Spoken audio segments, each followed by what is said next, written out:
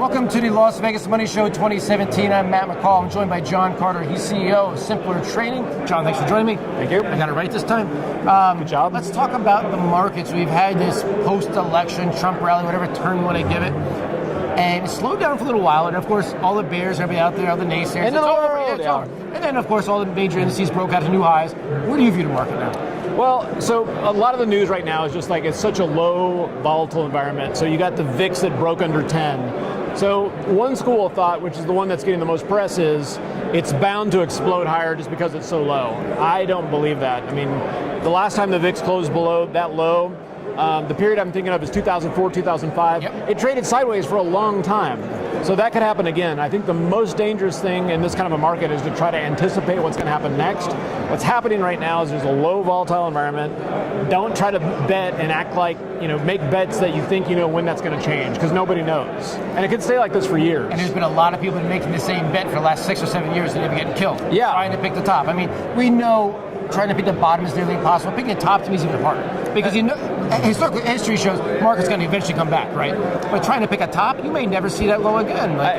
The scenario I always think about is Microsoft, which is not a fair comparison to the overall market, but it made new all-time highs over 1,100 times. Wow. So if you're sitting there and you're trying to pick a top, you're just taking so much out of the equation versus if you have a specific signal to get short, as long as it's not because the price is high, then that's great.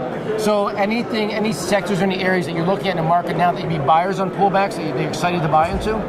Well, so for stocks, I've been looking more at momentum type names. So what's happening right now, and the reason the indexes are so choppy, is that sector rotation is rampant. So on the days, and this happens like clockwork, on the days that tech stocks take a rest, money's going into energy.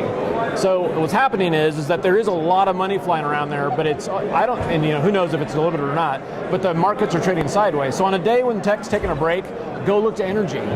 You can sit there and just look at the sectors. There's always one that's leading the day, and you can see the money rotation, and just follow the money. So you follow the momentum. Say a tech stock's doing great, and you see it take that breather for 2 days. Would that be your opportunity to buy on a breather for 2 days so the momentum will continue? Well, one thing I found, especially with the algos that are out there, and they go through and they read the books and they write algos to take advantage of everyone, right? And a big common thing that they do is, like on a 21 period moving average on a daily chart, is they rip prices down through that because that's where all the stops are, and then it rips right back up. Just keep a trailing buy order at that level. Yeah. I mean, it happened like Tesla, Chipotle's, it happens on all the stocks. Yeah. And it shakes out all the weak holders, unfortunately, which are the retail investors that get shaken out with the stop losses that are in there. Yep. So before they go, John, real quick, let's talk on gold real quick. What's your view on gold right now?